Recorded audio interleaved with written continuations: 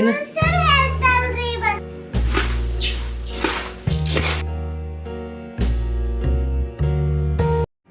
Hi hello friends, ಎಲ್ಲರೂ ಹೇಗಿದ್ದೀರಾ? ಎಲ್ಲರೂ ಆರಾಮಿದ್ದೀರಾ ತಂದ್ಕೊಂಡು ನೋಡ್ರಿ. ನಾನು ಕೂಡ ಆರಾಮದೀನಿ. ಬನ್ನಿ ಫ್ರೆಂಡ್ಸ, ಇವತ್ತಿನ ಲಾಗ್ನ ಸ್ಟಾರ್ಟ್ ಮಾಡ್ತಾಯಿದ್ದೀನಿ. ಬೆಳಗ್ಗೆನೇ ಲಾಗ್ನ ಸ್ಟಾರ್ಟ್ ಮಾಡ್ಕೊಂಡಿದ್ದೀನಿ. ಈ ವಿಡಿಯೋದೊಳಗೆ ನಾನು ಏನು ಶೇರ್ ಮಾಡ್ಕೊಂಡಿದ್ದೀನಿ ಅನ್ನೋದನ್ನು ಕೂಡ ಆಲ್ರೆಡಿ ನಿಮ್ಗೆ ತಮ್ನೈಲ್ ನೋಡೇ ಗೊತ್ತಾಗಿರುತ್ತೆ.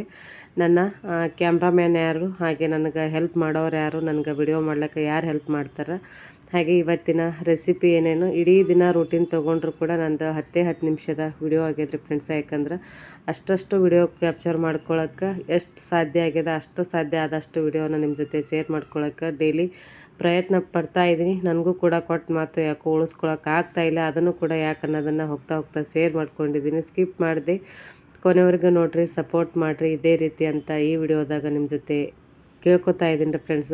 ಹಾಗೆ ಯಾರೆಲ್ಲ ನನ್ನ ಚಾನಲನ್ನು ಸಬ್ಸ್ಕ್ರೈಬ್ ಮಾಡ್ಕೊಲಾರ್ದೆ ನೋಡ್ತಾ ಇದ್ದೀರಾ, ಪ್ಲೀಸ್ ಸಬ್ಸ್ಕ್ರೈಬ್ ಮಾಡ್ಕೊಳ್ರಿ. ನಿಮ್ಮ ಫ್ರೆಂಡ್ಸ್ ಫ್ಯಾಮಿಲಿ ಜೊತೆಗೆ ಶೇರ್ ಮಾಡ್ಕೊಳ್ಳಿ, ವಿಡಿಯೋಕ್ಕೆ ಒಂದು ಲೈಕ್ ಕೊಡಿ.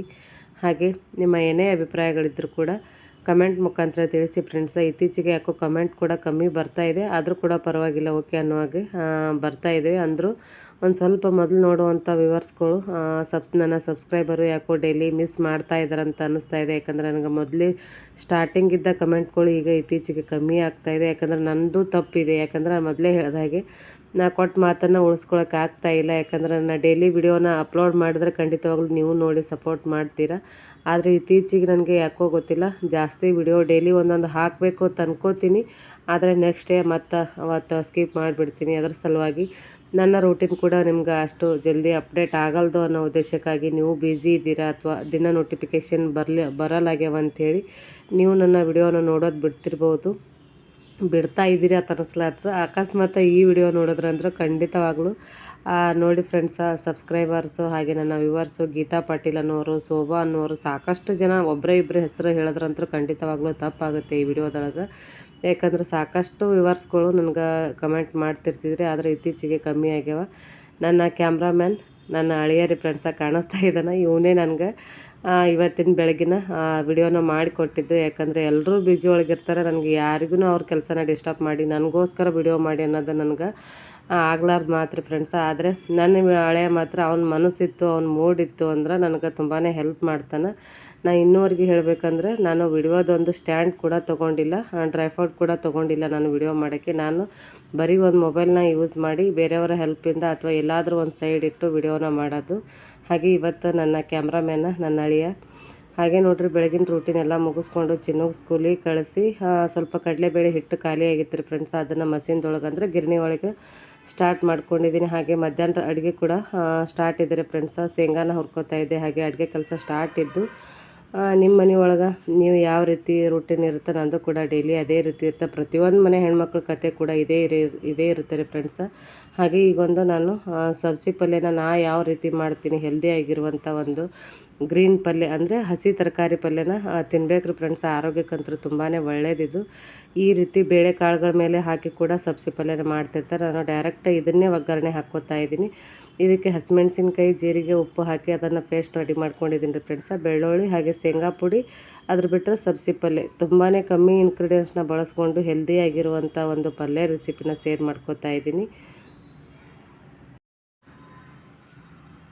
ಕಡಾಯಿ ಚೆನ್ನಾಗಿ ಬಿಸಿ ಆದ ಕೂಡಲೇ ಅದಕ್ಕೆ ಒಂದಿಷ್ಟು 3-4 ಟೇಬಲ್ ಸ್ಪೂನ್ ಆಗೋಷ್ಟು ಎಣ್ಣೆನ ಹಾಕ್ಕೊಂಡು ಅದಕ್ಕೆ ಜೀರಿಗೆ ಸಾಸಿವೆನ ಹಾಕೋತಾ ಇದ್ದೀನಿ ರೀ. ಹಾಗೆ 8-10 ಬೆಳ್ಳುಳ್ಳಿ ಹೆಸರು ಕೂಡ ಅಡ್ಜಲ್ ಬಡ್ಜಲ್ ಜಜ್ಕೊಂಡು, ಅಂದರೆ ಒಂದು ಸ್ವಲ್ಪ ತರಿಯಾಗಿ ಜಜ್ಕೊಂಡಿರುವಂಥ ಬೆಳ್ಳುಳ್ಳಿ, ಹಾಗೆ ಇದು ಹಸಿಮೆಣ್ಸಿನ್ಕಾಯಿದು ಪೇಸ್ಟ್ನ ಆ್ಯಡ್ ಮಾಡ್ಕೋತಾ ಇದ್ದೀನಿ ರೀ. ಅದಕ್ಕೆ ಜೀರಿಗೆ, ಉಪ್ಪು ಮತ್ತು ಹಸಿಮೆಣ್ಸಿನ್ಕಾಯಿನ ಹಾಕ್ಕೊಂಡು ಪೇಸ್ಟ್ ಮಾಡಿ ಇಟ್ಕೊಂಡಿದ್ದೀರಿ ಫ್ರೆಂಡ್ಸ. ಬೆಳ್ಳುಳ್ಳಿ ಎಷ್ಟು ಜಾಸ್ತಿ ಹಾಕ್ತೀವೋ ಅಷ್ಟು ಮಸ್ತಾಗುತ್ತೆ ಈ ಪಲ್ಯದೊಳಗೆ. ಈಗ ಅದಕ್ಕೆ ನೋಡ್ರಿ, ಒಂದು ಕಲರ್ಗೆ ಅಂತೇಳಿ ಒಂದು ಅರ್ಧ ಚಿಟಿಕೆ ಆಗುವಷ್ಟು ಅರಿಶಿನ ಪೌಡ್ರನ್ನ ಆ್ಯಡ್ ಮಾಡ್ಕೋತಾ ಇದ್ದೀನಿ. ಬೇಕಿದ್ದರೆ ನೀವು ಸ್ಕಿಪ್ ಮಾಡಿದ್ರು ಕೂಡ ಓಕೆ ರೀ ಫ್ರೆಂಡ್ಸ್. ನಾನು ಒಂದು ಅರ್ಧ ಚಿಟಿಕೆ ಹಾಕ್ಕೊಂಡಿದ್ದೀನಿ.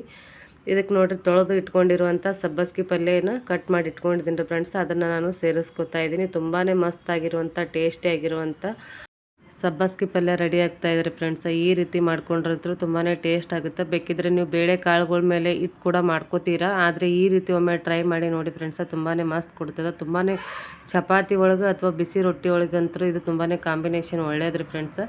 ನೋಡಿರಿ, ಇದಕ್ಕೆ ತರಿಯಾಗಿ ರುಬ್ಬಿಟ್ಕೊಂಡಿರುವಂಥ ಒಂದಿಷ್ಟು ಶೇಂಗಾ ಪೌಡ್ರನ್ನ ಸೇರಿಸ್ಕೊತಾ ಇದ್ದೀನಿ. ಬೇಕಿದ್ರೆ ನೀವು ಹೆಸರು ಬೇಳೆ ಕೂಡ ನೆನೆ ಹಾಕ್ಕೊಂಡು ಅದನ್ನು ಕೂಡ ಆ್ಯಡ್ ಮಾಡಿಕೊಂಡು ಒಗ್ಗರಣೆ ಹಾಕೋಬೋದ್ರಿ. ಆದರೆ ನಾನು ಇಲ್ಲಿ ಶೇಂಗಾ ಪೌಡ್ರನ್ನ ಆ್ಯಡ್ ಮಾಡ್ಕೊತಾ ಇದ್ದೀನಿ, ಒಂದು ಸ್ವಲ್ಪ ತರಿಯಾಗಿ ಮಾಡಿಟ್ಕೊಂಡಿರುವಂಥ. ನೋಡಿರಿ ಈ ರೀತಿ ರೆಡಿ ಆಯಿತು.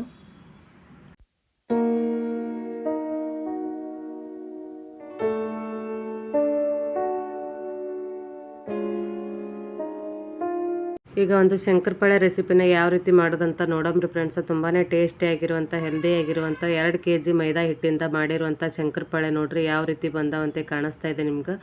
ಭಾರಿ ಮಸ್ತ್ ಬಂದಿದ್ರು ಫ್ರೆಂಡ್ಸ್. ಅದನ್ನು ಯಾವ ರೀತಿ ಮಾಡಿದ್ದೀನಿ ಹಾಗೆ ಅಷ್ಟೇ ವಿಡಿಯೋ ಕ್ಲಿಪ್ನ ಕ್ಯಾಪ್ಚರ್ ಮಾಡ್ಕೊಂಡಿದ್ದೀನಿ. ಯಾಕಂದ್ರೆ ಮೊದಲೇ ಹೇಳಿದಾಗೆ ಸ್ವಲ್ಪ ಬ್ಯುಸಿ ರೂಟೀನ್ ಇರೋದ್ರಿಂದ ನನಗೆ ಪೂರ್ಣ ವಿಡಿಯೋ ಕ್ಲಿಪ್ನ ತೊಗೊಳಕ್ಕಾಗಿಲ್ಲ ಅಂದರೂ ಕೂಡ ನಿಮ್ಮ ಜೊತೆ ನನ್ನ ಅಪ್ಡೇಟ್ ಆಗಿರ್ಬೋದು ಅಥವಾ ನಾನು ಶಂಕರಪಾಳೆನ ಯಾವ ರೀತಿ ಮಾಡಿದ್ದೀನಿ ಅನ್ನೋದನ್ನು ಕೂಡ ಶೇರ್ ಮಾಡ್ಕೊಂಡಿದ್ದೀನಿ. ನೋಡಿ ಫ್ರೆಂಡ್ಸ್, ಮೊದಲಿಗೆ ಒಂದು ಗ್ಲಾಸಲ್ಲಿ ಯಾವುದೇ ಗ್ಲಾಸ್ ತೊಗೊಳ್ಳಿ ಅಥವಾ ಯಾವುದೇ ಬೌಲ್ ತೊಗೊಳ್ಳಿ, ಯಾವುದೇ ಒಂದು ವಾಟಿ ತೊಗೊಳ್ಳಿ, ಸೇಮ್ ಪ್ರಮಾಣದಲ್ಲಿ ನೀರು, ಸೇಮ್ ಪ್ರಮಾಣದಲ್ಲಿ ಡಾಲ್ಡಾ, ಹಾಗೆ ಒಂದು ಸ್ವಲ್ಪನೇ ಹೆಚ್ಚಿಗೆ ಆಗುವಷ್ಟು ಅಂದರೆ 1 ಗ್ಲಾಸ್ ತುಪ್ಪನ ತೊಗೊಂಡ್ರೆ 1.5 ಗ್ಲಾಸ್ ಆಗುವಷ್ಟು ಸಕ್ಕರೆನ ತೊಗೊಂಡಿದ್ದೀನಿ ರೀ. ಹಾಗೆ 1 ಗ್ಲಾಸ್ ನೀರನ್ನ ಎಲ್ಲ ಮಿಕ್ಸ್ ಮಾಡಿಕೊಂಡು ಪೂರ್ಣ ಈ ರೀತಿ ಮಾಡ್ಕೊಂಡ ನಂತರ ಆಮೇಲೆ ಮೈದಾನ ಹಿಟ್ಟಿನೊಳಗೆ ಹಾಕ್ಕೊಂಡು ಪೂರ್ಣ ಗಟ್ಟಿಯಾಗಿ ಹಿಟ್ಟನ್ನ ರೆಡಿ ಮಾಡ್ಕೊಳ್ಬೇಕು ರೀ ಫ್ರೆಂಡ್ಸ. ಸ್ವಲ್ಪ ಜಾಸ್ತಿನೇ ಗಟ್ಟಿಯಾಗಬೇಕು, ಅಂದರೆ ಅದು ಶಂಕರಪಾಳೆ ಮಾತ್ರ ತುಂಬಾ ಲೇಯರ್ ಆಗಿ ಬರ್ತಿರ್ತಾವೆ, ಟೇಸ್ಟ್ ಆಗ್ತಾವೆ, ಕ್ರಿಸ್ಪಿ ಆಗ್ತಾವೆ. ಅದೇ ರೀತಿ ಅತ್ತಿ ಕೂಡ ಹಿಟ್ಟನ್ನ ರೆಡಿ ಮಾಡ್ಕೊತಾ ಇದ್ರು ಫ್ರೆಂಡ್ಸ್. ಅಲ್ಲಿ ಕೂಡ ಒಂದು ಸ್ವಲ್ಪ ವಿಡಿಯೋ ಕ್ಲಿಪ್ನ ತೊಗೊಂಡೆ ನೋಡಿರಿ. ಯಾಕಂದರೆ ಇದು ಮಾಡ್ತಾ ಇರೋದು ಅತ್ತಿ ಮತ್ತು ನಮ್ಮ ಮಾಮ ಊರಿಗೆ ಹೋಗ್ತಾ ಇದ್ದಾರೆ ಫ್ರೆಂಡ್ಸ್. ಅದ್ರ ಸಲುವಾಗಿ ನಾಳೆ ಊರಿಗೆ ಹೋಗೋ ಕಾರಣ ಇವತ್ತು ಮಧ್ಯಾಹ್ನ ಮಾಡ್ಕೊಂಡಿರುವಂಥ ಒಂದು ರೆಸಿಪಿ ರೀ ಫ್ರೆಂಡ್ಸ. ಇದನ್ನು ರೌಂಡಾಗಿ ಒಂದು ಚಪಾತಿ ಆಕಾರಕ್ಕೆ ತೀಡ್ಕೊಂಡು ಈ ರೀತಿ ಶಂಕರಪಾಳೆ ಆಕಾರದಲ್ಲಿ ಕಟ್ ಮಾಡಿ ಇಟ್ಕೊಂಡು, ಹಾಗೆ ಎಣ್ಣೆ ಕೂಡ ಬಿಸಿ ಆಗಿತ್ತು ಫ್ರೆಂಡ್ಸ. ಎಣ್ಣೆ ಒಳಗೆ ಹಾಕ್ಕೊಂಡು ಕರ್ಕೋತಾ ಇದ್ದೆ. ಇದು ಪೂರ್ಣ ರೆಸಿಪಿ ನಿಮ್ಗೆ ಬೇಕಿದ್ರೆ ನನಗೆ ಕಮೆಂಟ್ ಮುಖಾಂತರ ತಿಳಿಸಿ ಫ್ರೆಂಡ್ಸ. ಬರೀ ಶಂಕರಪಾಳೆ ರೆಸಿಪಿ ಒಂದನ್ನು ನಿಮ್ಮ ಜೊತೆ ಶೇರ್ ಮಾಡ್ಕೋತೀನಿ. ಯಾಕಂದ್ರೆ ಈ ರೂಟೀನ್ ಒಳಗೆ ಕೆಲಸದ ಮಧ್ಯದೊಳಗೆ ನನಗೆ ಅಷ್ಟೊಂದು ವಿಡಿಯೋ ಕ್ಲಿಪ್ನ ಡಿಟ್ಟು ನಿಮ್ಗೆ ಶೇರ್ ಮಾಡ್ಕೊಳಕ್ಕಾಗಲಿಲ್ಲ. ಯಾಕಂದ್ರೆ ನಾನು ಎಲ್ಲ ರೆಡಿ ಮಾಡಿ ಇಟ್ಕೊಂಡಿರುವಂಥ ನೀರನ್ನ ನಿಮ್ಮ ಜೊತೆ ಶೇರ್ ಮಾಡಿಕೊಂಡ್ರೆ, ಅದ್ರ ಬಿಟ್ಟರೆ ಹಿಟ್ಟು ರೆಡಿ ಮಾಡುವಾಗ ಒಂದು ಸ್ವಲ್ಪ ವಿಡಿಯೋ ಕ್ಲಿಪ್ನ ತೊಗೊಂಡೆ. ಲಟ್ಟಿಸುವಾಗ ಕೂಡ ನಾನು ವಿಡಿಯೋ ಕ್ಲಿಪ್ನ ತೊಗೊಂಡಿಲ್ಲ ರೀ. ಯಾಕಂದ್ರೆ ಎಲ್ಲರೂ ಬ್ಯುಸಿ ಇದ್ದರು, ಆದರೆ ಚಿನ್ನಗೆ ಮೂಡಿರಲಿಲ್ಲ. ಚಿನ್ನಗೆ ಮೂಡಿತ್ತು ಅಂದರೆ ಖಂಡಿತವಾಗ್ಲೂ ಅವನು ಬಂದು ವಿಡಿಯೋ ಮಾಡ್ತಿದ್ದ. ಅಷ್ಟು ನಿಮ್ಗೆ ಅರ್ಥ ಆಗ್ತಿತ್ತು. ಅರ್ಥ ಆಗ್ಲಾರ್ದಷ್ಟು ವಿಡಿಯೋ ಏನು ಅಷ್ಟೇನು ಶೇರ್ ಮಾಡ್ಕೊಂಡಿಲ್ಲ ರೀ ಫ್ರೆಂಡ್ಸ್. ಅಷ್ಟನ್ನು ನನ್ನ ಎಷ್ಟಾಗುತ್ತೋ ಅಷ್ಟನ್ನು ವಿಡಿಯೋ ನಾನೇ ಕ್ಯಾಪ್ಚರ್ ಮಾಡಿಕೊಂಡು ಅದನ್ನು ಶೇರ್ ಮಾಡ್ಕೋತಾ ಇದ್ದೀನಿ. ಈ ರೀತಿ ರೌಂಡಾಗಿ ಲಟ್ಟಿಸ್ಕೊಂಡ ನಂತರ ಶಂಕರಪಾಳೆ ಆಕಾರಕ್ಕೆ ಕಟ್ ಮಾಡಿಕೊಂಡು, ಹಾಗೆ ಎಣ್ಣೆ ಕೂಡ ಬಿಸಿಯಾಗಿತ್ತು. ಇಬ್ಬರು ಬೇಕಂತೇನಿಲ್ಲ ರೀ ಶಂಕರಪಾಳೆ ಮಾಡುವಾಗ. ಒಂದು ಲಟ್ಟಿಸ್ಕೊಂಡು ರೆಡಿ ಆಗೋದ್ರಾಗೆ ಒಂದು ಕಡಾಯಿ ಫ್ರೈ ಆಗ್ತಾವ್ರಿ ಫ್ರೆಂಡ್ಸ. ನಾನು ಕೂಡ ಅದೇ ರೀತಿ ನಾನೇ ಇದು ಕರ್ಕೊತ ಲಟ್ಟಿಸ್ಕೊತಾ ಇದ್ದೆ. ಹಾಗೆ ಈ ಸೈಡು ತುಪ್ಪ ಕೂಡ ಮಧ್ಯಾಹ್ನನೇ ಒಂದು ಸ್ವಲ್ಪ ಬೆಣ್ಣೆನ ಕೂಡ ಮಾಡ್ಕೊಂಡಿದ್ದೇವೆ ಫ್ರೆಂಡ್ಸ. ಬೆಣ್ಣೆ ಮಾಡಿರುವಂಥ ಬೆಣ್ಣೆನ ಕಾಸ್ಕೊಳಕ್ಕೆ ಇಟ್ಕೊಂಡಿದ್ದೀನಿ ರೀ. ಫೈನಲ್ ಆಗಿ ಇಷ್ಟು 2 kg ಶಂಕರಪಾಳೆ ರೆಡಿ ಆದ ನೋಡ್ರಿ ಫ್ರೆಂಡ್ಸ.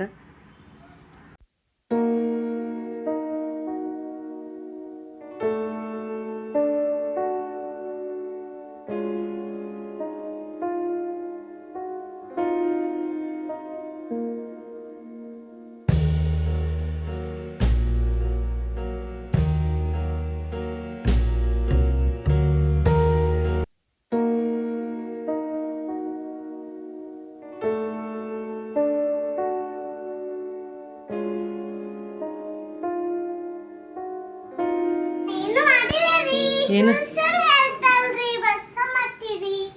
ಸುಳ್ಳು ಹೇಳಿನಿ ನಾನು? ಅದು ಬೆಣ್ಣೆ ಕೈ ಆಡ್ಸದೆ, ಇದ್ರಾಗ ಕೈ ಆಡ್ಸದೆ.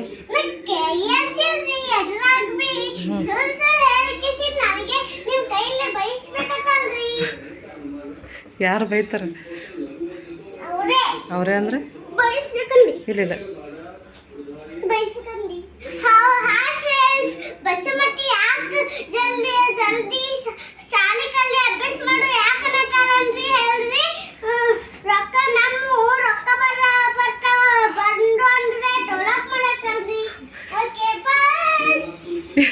ನೀವು ಸಾಲಿ ಕಲ್ತು ರೊಕ್ಕ ನಮಗೆ ಕೊಡ್ತಿ? ಹಾಂ, ನಾ ಸಾಲಿ ಕಲಿತು ದೊಡ್ಡವನಾಗಿ ನೌಕರಿ ತೊಗೊಂಡ್ಗಳೇ ನನ್ನ ರೊಕ್ಕ ನೀವು ತೊಗೊಳ್ಬೇಕಂಥೇಳಿ ನನ್ನನ್ನು ಸಾಲಿ ಕಲೀರಿ, ಹೋಮ್ವರ್ಕ್ ಮಾಡು ಅಂತ ಅಂತೀರಂತೇಳಿ ಹೇಳ್ತಾ ಇದ್ದಾನೆ ರೀ ಫ್ರೆಂಡ್ಸ್. ನಮ್ಮ ಚಿನ್ನೂನು ಕೇಳೋದ್ರಲ್ಲ ಅವನ ಮಾತು ಯಾವ ರೀತಿ ಅದಾವ ಅಂತೇಳಿ. ಅವನಿಗೆ ನೋಡ್ರಿ ಹೋಮ್ವರ್ಕ್ ಮಾಡು ಅಂದ್ರೆ ಅಂತೂ ಇಲ್ಲ, ನಾನು ರೊಕ್ಕ ತೊಗೋಬೇಕಂತೇಳಿ ನೀವು ನನಗೆ ರಂಬಿಸ್ಲಾತ್ತೀರಿ, ನನಗೆ ಗೊತ್ತದ ನಾಕ ಹೋಮ್ವರ್ಕ್ ಮಾಡೋಂಗಿಲ್ಲ ಅಂಥೇಳಿ. ಈ ರೀತಿ ಹುಡುಗರಿಗೆ ಎಷ್ಟೇ ಸರ್ಕಸ್ ಮಾಡಿದ್ರು ಕೂಡ ಕೆಲವೊಂದು ಸಾರಿ ಹೋಮ್ವರ್ಕ್ ಮಾಡೋಕ್ಕೆ ಸ್ಕೂಲಿಗೆ ಹೋಗೋಕ್ಕಂತೂ ತುಂಬಾ ಕಾಡ್ತಿರ್ತಾರೆ ಫ್ರೆಂಡ್ಸ್. ಆದರೆ ಇವನು ಸ್ಕೂಲಿಗೆ ಹೋಗೋಕ್ಕೆ ಕಾಡಂಗಿಲ್ಲ ರೀ. ಆದರೆ ಬಂದ ಕೂಡಲೇ ಹೋಮ್ವರ್ಕ್ ಮಾಡು ಅಂದರೆ ಈ ರೀತಿ ನಮಗೆ ಏನಾದರೂ ಒಂದು ಹವಾಜ್ ಹಾಕ್ತಿರ್ತಾನೆ ರೀ ಫ್ರೆಂಡ್ಸ. ನಮ್ಮ ಚಿನ್ನನ ಆಟ ಹಾಗೆ ನಮ್ಮ ಚಿನ್ನನ ಮಾತು ಯಾವ ರೀತಿ ಅನ್ನಿಸ್ತಂತ ಕಮೆಂಟ್ ಮುಖಾಂತರ ತಿಳಿಸಿ ಫ್ರೆಂಡ್ಸ. ಹಾಗೆ ಲಾಸ್ಟಲ್ಲಿ ಒಂದಿಷ್ಟು ಈಗ ನಾನು ಚೋಡಾ ರೆಸಿಪಿನ ಮಾಡ್ಕೊಂಡಿದ್ದೆ ರೀ ಫ್ರೆಂಡ್ಸ. ಇದನ್ನು ನಾನು ಇವತ್ತಿನ ವಿಡಿಯೋನ ಇಲ್ಲಿಗೆ ಎಂಡ್ ಮಾಡ್ಕೋತಾ ಇದ್ದೀನಿ ಫ್ರೆಂಡ್ಸ್. ಇನ್ನೂ ತುಂಬ ಕೆಲಸಗಳು ಬಾಕಿ ಇದ್ದು ಅದರ ಸಲುವಾಗಿ ಅಷ್ಟೊಂದು ವಿಡಿಯೋನ ನನಗೆ ಕ್ಯಾಪ್ಚರ್ ಮಾಡ್ಕೊಳಕ್ಕಾಗಲಿಲ್ಲ.